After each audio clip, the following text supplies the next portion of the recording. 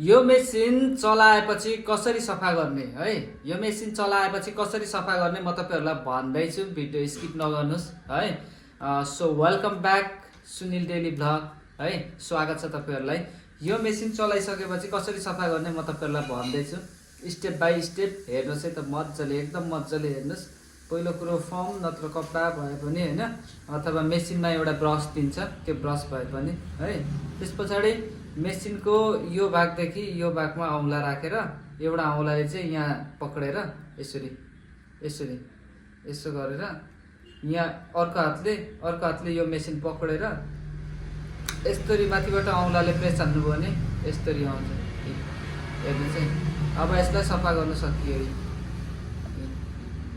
है। चलाएपछि त्यतिकै राख्नुभन्दा पहिला कुरो सफा गरेर हैन, सफा गरेर यहाँ हेर्नुस् त, यहाँ पनि कपाल छ, अनि यसरी सफा गर्दा हुन्छ है त एकदम मज्जाले। मसँग दुईटा मेसिन छ, अर्को पनि मेसिन छ, म तपाईहरुलाई देखाउँछु। देख्नुभयो कपाल कति झर्यो, म अहिले एकछिन देखाउँछु कपाल यहाँ मुनि भुइँमा। सो यसरी सफा हुन्छ। अघि कति धेरै थियो, अहिले छैन नि हैन।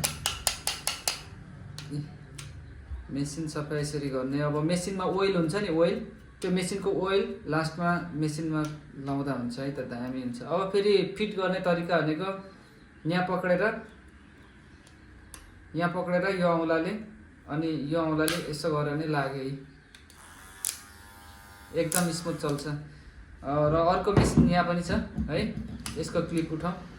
क्लिप जहिले पनि पछाडिबाट लाउँदा चाहिँ यसो गरेर लाउने, यसरी लाउने र फुकाल्दाखेरि यहाँबाट थोरै यस्तो प्रेस गर्यो भने फुस्किन्छ है त यसरी। सो यसमा कति रहेछ त हेरौँ है त। यसमा खासै छैन रहेछ है, यो चाहिँ नयाँ मेसिन हो, खासै छैन। तर यसलाई पनि सफा गर्थेँ मैले। कपाल त अब सफा भयो भन्दा पनि हुन्छ। मसँग फर्म छ एउटा, फर्मले सफा गर्छ।